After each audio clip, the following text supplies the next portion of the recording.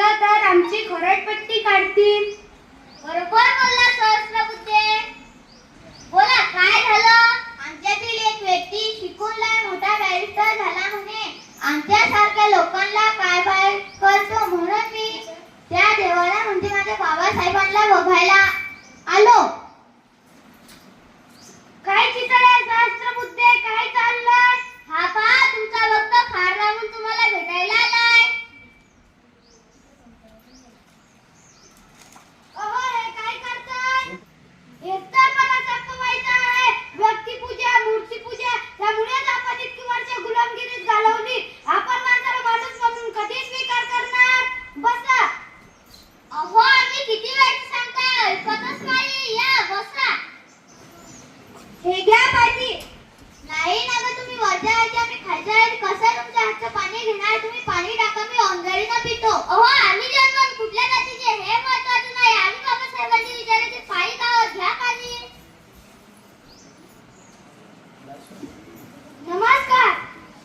नमस्कार. या टिपणीस या. हे टिपणीस महानगरपालिकेचे प्रमुख यांचा एक लेख मी वाचलाय. अत्यंत सुंदर. त्यात असे नमूद केले होते की सार्वजनिक मालमत्ता सर्वांसाठी खुली आहे, ज्यावर समाजाचा कुठलाही घटक दावा करू शकत नाही. अगदी बरोबर. त्यामुळेच मी असं ठरवलं आहे की समतेसाठी आणि अस्पृश्यतेचा भेद मिटवण्यासाठी आपण या मार्चच्या 14 तळ्याचा सत्याग्रह करणार आहोत. म्हणजे निसर्गाने दिलेले पाणी सर्वांसाठी खुले आहे, त्यावर सर्वांचा समान हक्क राहील हे सांगणारा सत्याग्रह. चला तयारीला लागा. तुम्ही पण येणार ना माझ्या बरोबर? माझ्या गावाचे तिथं म्हणून मी तिथं बिन विकत येणार. चला.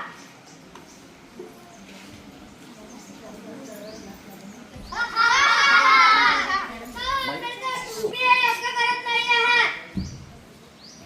योग्य व अयोग्य ठरविण्याचा अधिकार कुणा एकालाच नसतो. तुम्ही आमचं पाणी पाठवत आहे. तुमचं पाणी चला मी मान्य करतोय, तुमचं पाणी आहे. यावर तुमचं नाव लिहून दाखवा. मिस्टर आंबेडकर, तुम्हाला हे मागात पडेल. काय मागात पडले रे? थांब, तुला चांगला धडा शिकवतो. अहो थांबा.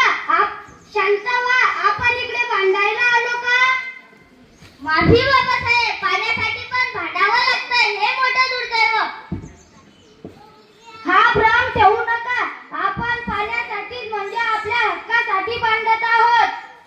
आज या मार्चच्या 14 तळ्याचा सत्याग्रह 14 तळ्याच्या पाण्यासाठी नाही, तर आपणही माणसं आहोत हे सांगण्यासाठी आहे.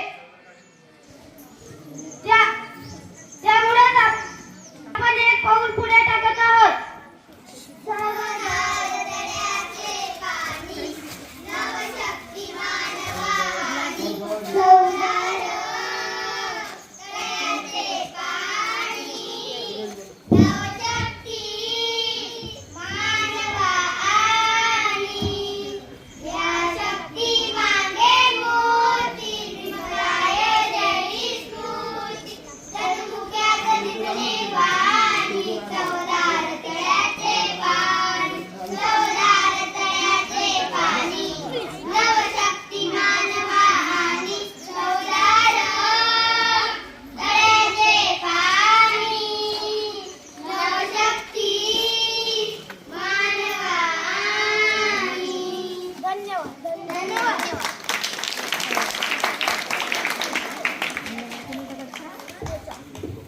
अतिशय उत्कृष्ट अशी नाटिका